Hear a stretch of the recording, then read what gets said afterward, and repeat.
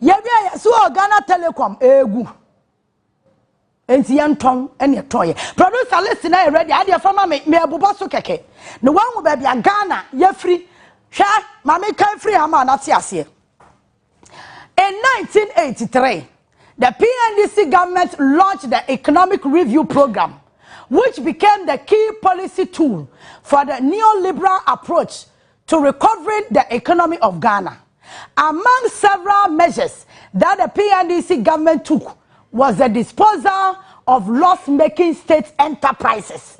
So, among several measures, a kwanya PNDC abayin pese, or fasoma abayin, enyuma, it is say, go say, Yadanyo airport cano, and say they will take over.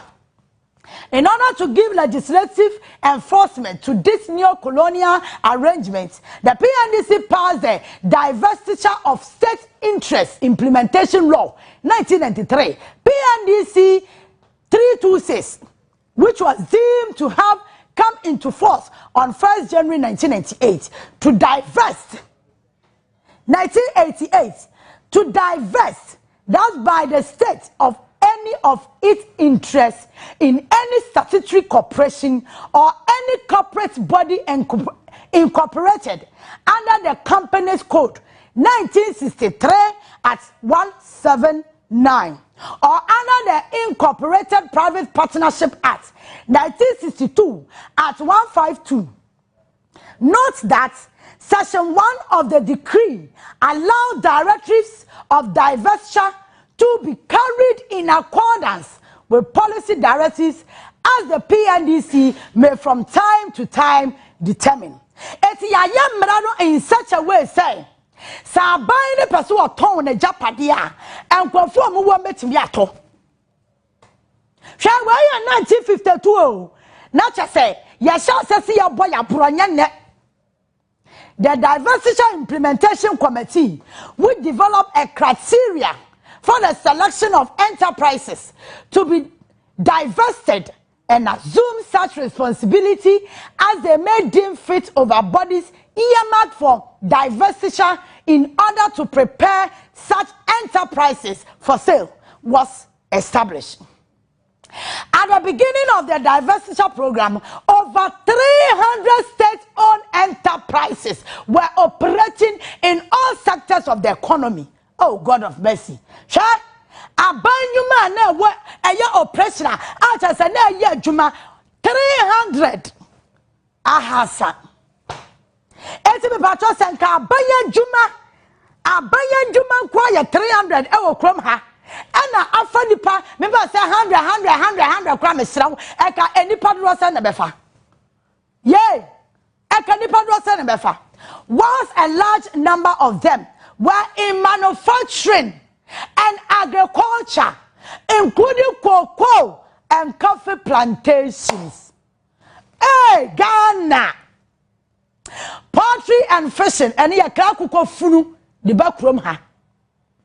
Others were in the mining, hotel, and timber sectors. Me pacho more highlighted from manufacturing, no, from manufacturing and agriculture, including cocoa and coffee plantation. Hey, and a coffee crop be what Ghana have bebre. Other way, and about me the year they will come say. I will see a movie from taxation to production. It's Ghana for state-owned enterprises and they are over 300, no. Now, omudu no aya manufacturers. Agric, titulu cocoa and the coffee. And they are cocoa near 2 near the 2 galamsey. Gwade highlights a poultry and fishing, mammy. Poultry and fishing. Sometime na abai ewo nyuma abanya kasa wo company wo mo aye nkokɔ a wo mo ye into fishing ene ya tena krom ha ni akra obi man so akokɔ funu a ade ba ya 10 years obi man so akokɔ funu a ade 15 years ni ade aba krom ha ni ya hwe oh rade. Others were in the mining, hotel and timber sectors. Yes, yes, yeah, mining hotel. Anything by Joe Cromanya no. Ya Tony na. Samra na ye yankasa ye dia e ya ban dia enya private company aban se wantimi hwa so eti waton ye over 300 state-owned enterprise yaton. Some of the enterprises which were affected by the divestiture program included the following: Gasem Cement. Na yadeba yede okroma no sambre no yetoma no way for ya offload shares.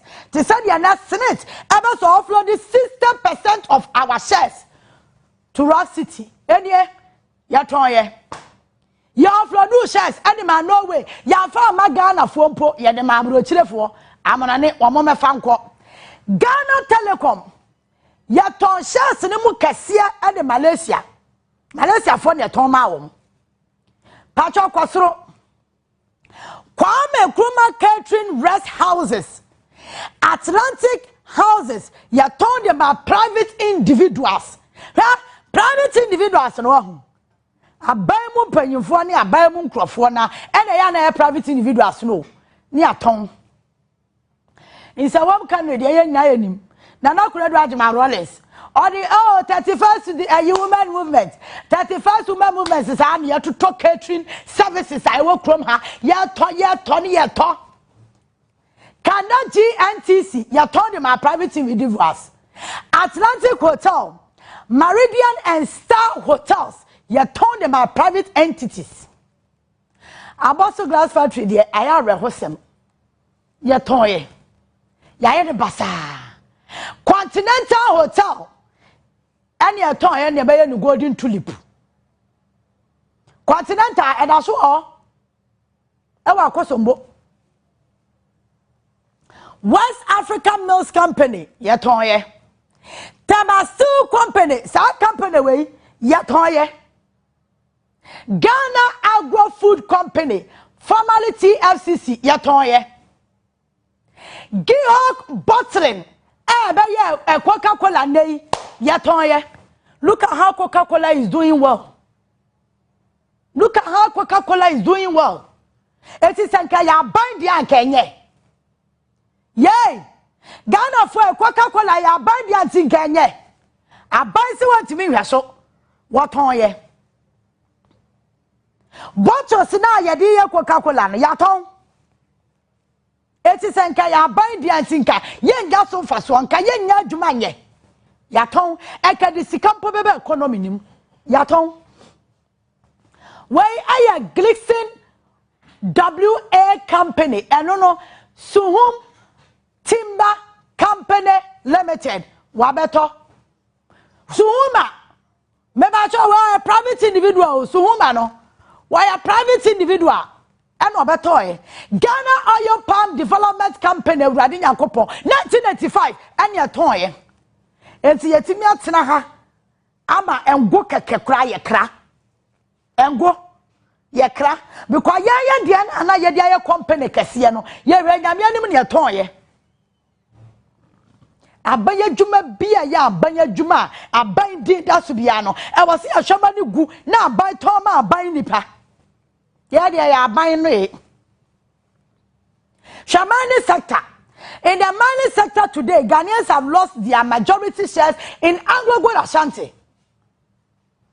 Say Anglo-Gold the initial 2007 and Ghana buying Kofo abang or ton Ghana Anglo-Gold ton your shares a woman na ye wi no baka che say mo ma 5% and on your pay.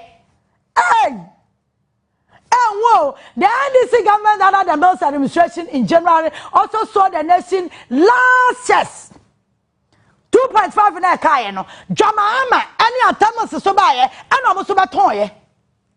Yeah, 2.5 in a cano to Anglo Gold Ashanti. I don't say Anglo Gold next one 0. Countries are would when ya bra or more utilizing on mining sector no to be profitable to them no ya to come ha ya chance Anglo Gold back to 5%.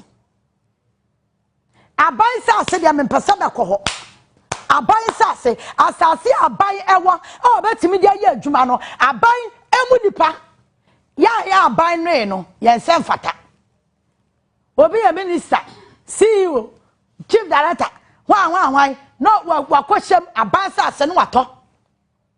According to the laws of Ghana, lands acquired by the government are supposed to be used only in the public interest or for the public purposes for which it was acquired.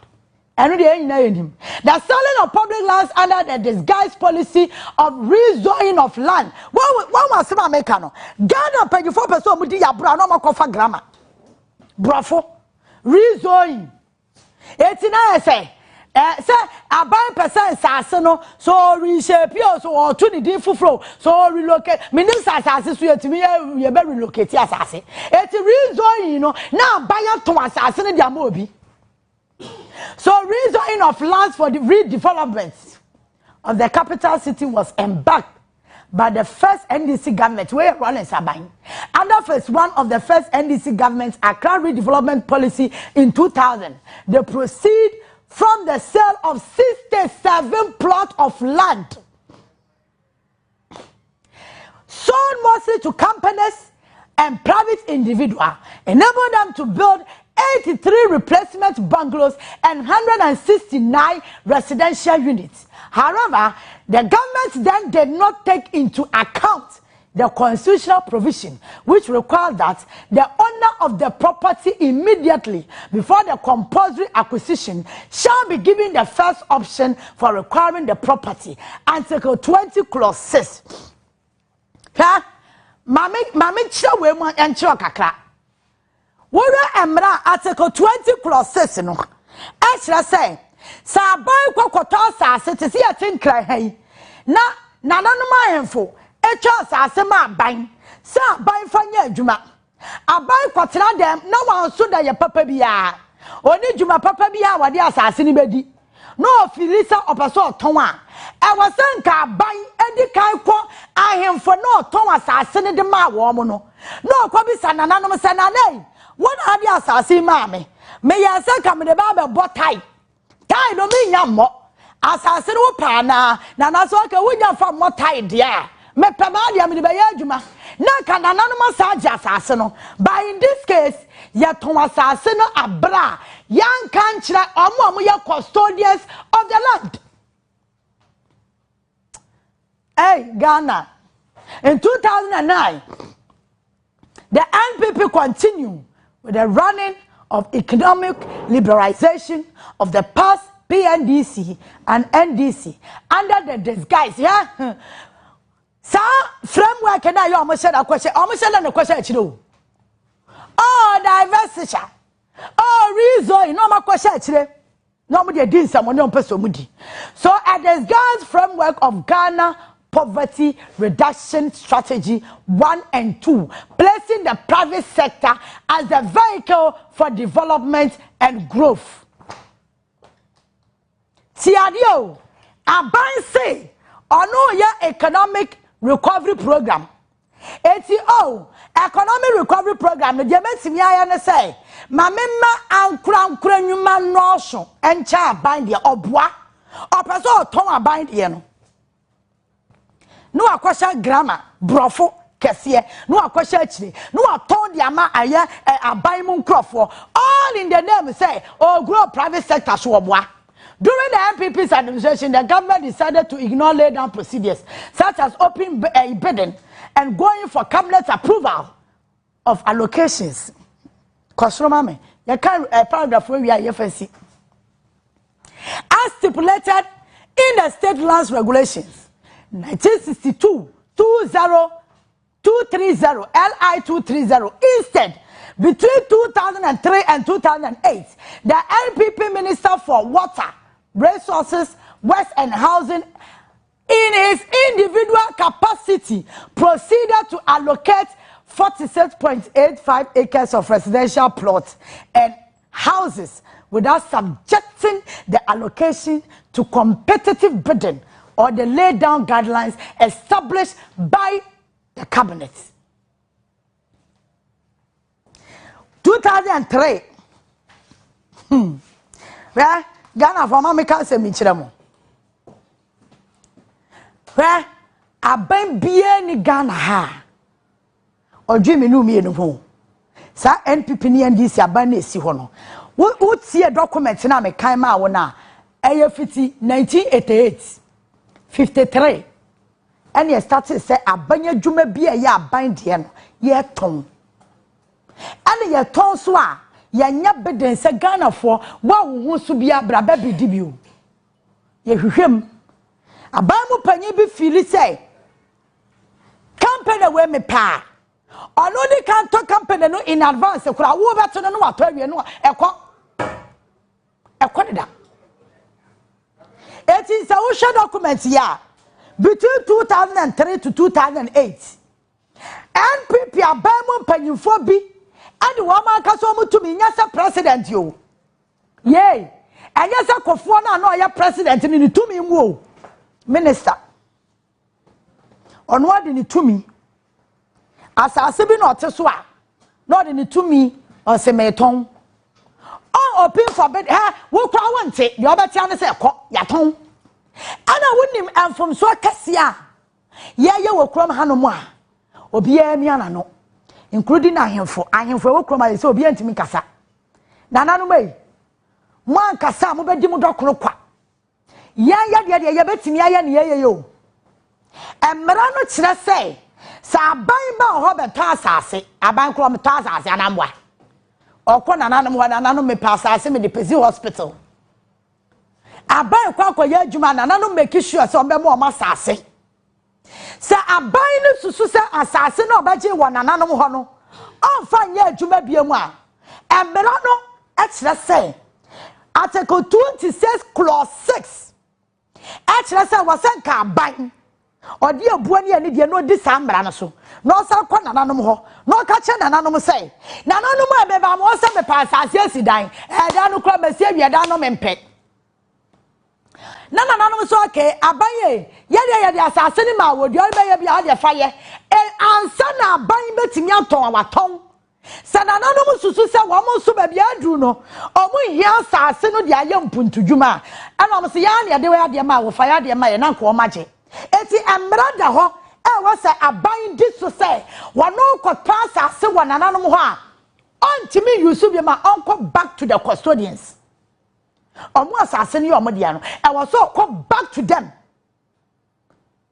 no dia asase ne komo omo shankran mesia be kakra no ahu ka kwanya dankran na besi da wo kroma ayati se yanhye ka kwan na de da wo fichire nyina wote wa na obi abadwiri se abanya to amame